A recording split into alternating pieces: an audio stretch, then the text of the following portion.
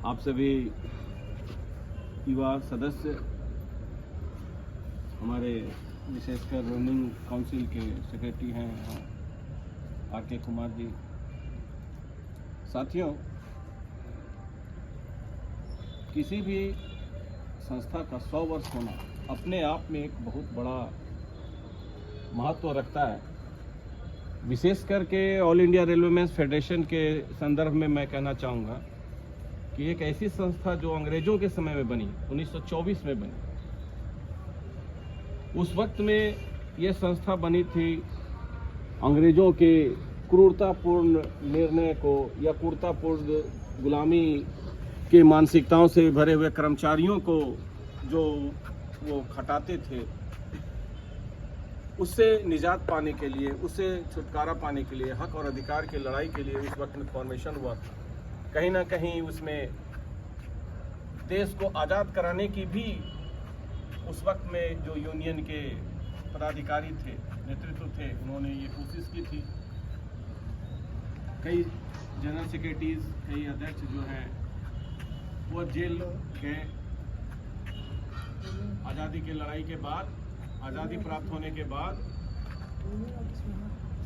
सबसे पहला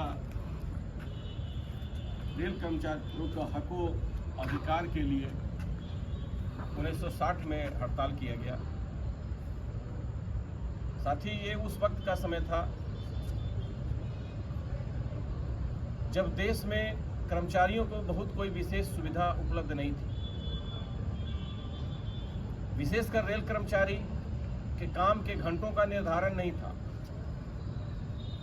आप आइए, खटिए, खाइए, सोइए, कैंप्स में रहा करते थे। अभी भी बड़का खाना में अभी देखे होंगे आप, उधर जो टाइप 1 क्वार्टर स्टेशन कॉलोनी में बना हुआ था, वो एक कैंप था।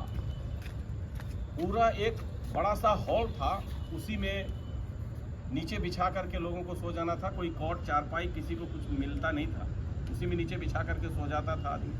बाद में संगठन की लड़ाई में देश के नेतृत्व का ध्यान आया कि भाई कर्मचारियों को सुविधा मिलनी चाहिए, कम से कम विशेषकर आराम करने की सुविधा मिलनी चाहिए। तो उसी को बीच बीच में 5 इंच का दीवार खड़ा करके, 10 इंच का दीवार खड़ा करके टाइप 1 क्वार्टर बना दिया।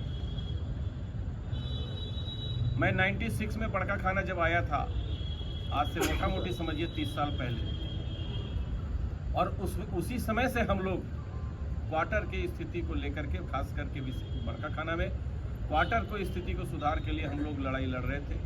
हम लोगों ने देखा है वहाँ पर बनाया हुआ था पहले भी अंग्रेजों का एक भट्ठा बनाया हुआ।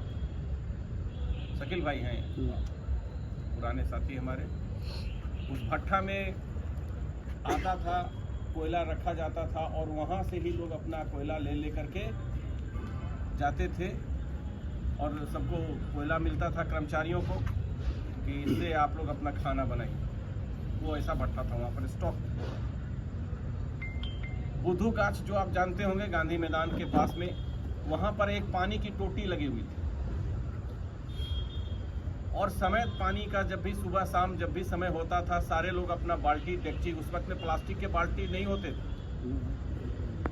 सब कोई अपना टीन वो लोहा वाला बाल्टी लेकर के या बड़ा बड़ा गोल डेकचिया लेकर के वहाँ पर हम लोग लाइन लगाते थे। हमने भी खुद लगाया है लाइन, मैं आपको बताया दे रहा हूँ।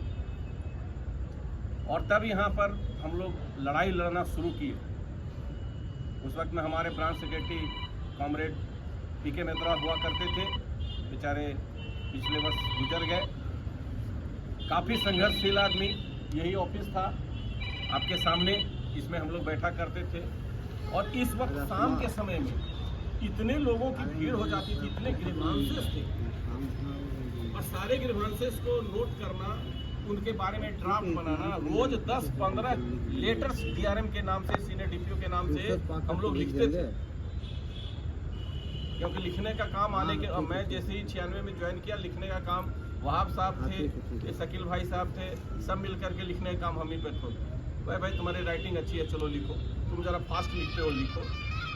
और उस वक्त में एक जज्बा था लड़ने का। अपने कर्मचारियों को जो देखते थे पीड़ा में, तो हम लोगों ने लड़ने का काम।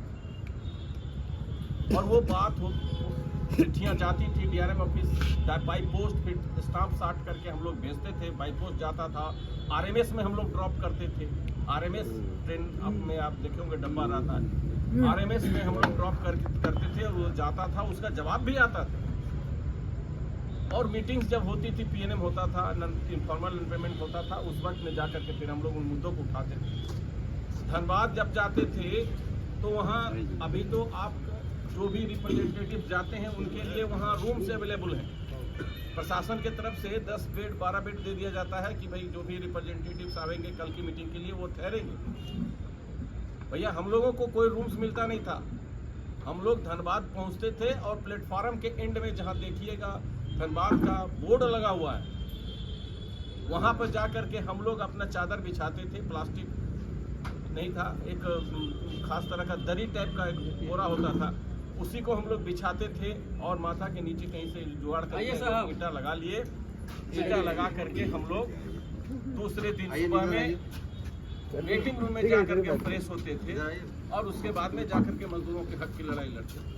और लड़ते लड़ते धीरे धीरे ऐसा समय आया कि आज आपका ये बात हुआ। ये सिर्फ यहाँ की हालात नहीं थे, ये पूरे हिंदुस्तान के यूनियन रिप्रेजेंटेटिव्स के हालात थे। आज तो आपको बहुत कुछ सुविधा है, आपको ये मंथली मीटिंग की भी सुविधा नहीं थी। ये मंथली मीटिंग आप करें, स्टाफ के ग्रीवांसेस को देखें, आप अपना सांगठनिक शक्ति के बारे में सोचें, इसकी भी छुट्टियां नहीं मिलती। ये मौके, ये अवसर नहीं थे, ये लड़ के लिए। 1960 में जो हमने बताया लड़ा जो गया, हड़ताल जो हुआ, बहुत सारे लोग शहीद हुए, आपके शहीद का लिस्ट यहाँ लगा हुआ है। डिमांड क्या था आप सोचे हो कि भाई किस लिए ये लोग हड़ताल किया? डिमांड था, पहले देखिए और एक चीज बता दूं उसके पहले, ये यहाँ पर एक कोऑपरेटिव बिल्डिंग हुआ करती थी, इसमें राशन मिलता था रेल कर्मचारियों को, जैसे मिलिट्री कैंटोनमेंट में मिल रहा है वैसे रेल कर्मचारियों को भी मिलता था। एक कमेटी थी जो रेल कर्मचारियों द्वारा ही कमेटी बना दी गई थी, कोऑपरेटिव कमेटी, वही राशन आता था सब्सिडाइज रेट में, कम दामों में हम लोगों को मिलता था। स्टेशन में जहां अभी आपका क्रू लोग का कंट्रोलर बैठते हैं, मधुकर जी बैठते हैं, वो बिल्डिंग में पहले कैंटीन चलती थी, रेलवे की कैंटीन थी। हम लोगों ने 5-5 ये गंगा हमारा वहाँ पर जो है ये था, कुक था, वो भी रेलवे स्टाफ की कमेटी चलाया करती थी। 5 पैसे में आपको सिंघाड़ा हम लोगों ने खुद खाया, मैंने खुद खाया 96 में, मैं बता रहा हूँ। ऐसा हमको लगता है कि ये वक्त न जाने कैसे इतना जल्दी गुजर गया। अब मैं खुद ताजुब कर रहा हूँ कि कैसे 30 साल ये संघर्ष किया गया, ये पूरे हिंदुस्तान में। तो 1960 में हम लोग बोले कि ये सब्सिडाइज जो आप राशन हमको दे रहे हैं, ये हमारे लिए सफिशिएंट नहीं है, इसमें बहुत सारा फिनेंशियल लाइबिलिटीज भी आ रहा है, सरकार को बहुत ज़्यादा ये हो रहा है, प्लस ब्लैकमेल शुरू हो गया था। ब्लैक करता था सब, चावल का बोरा आया, रात पहले 4 बोरा चला गया, इतने राशन आया है, आपको 5 किलो मिलेगा।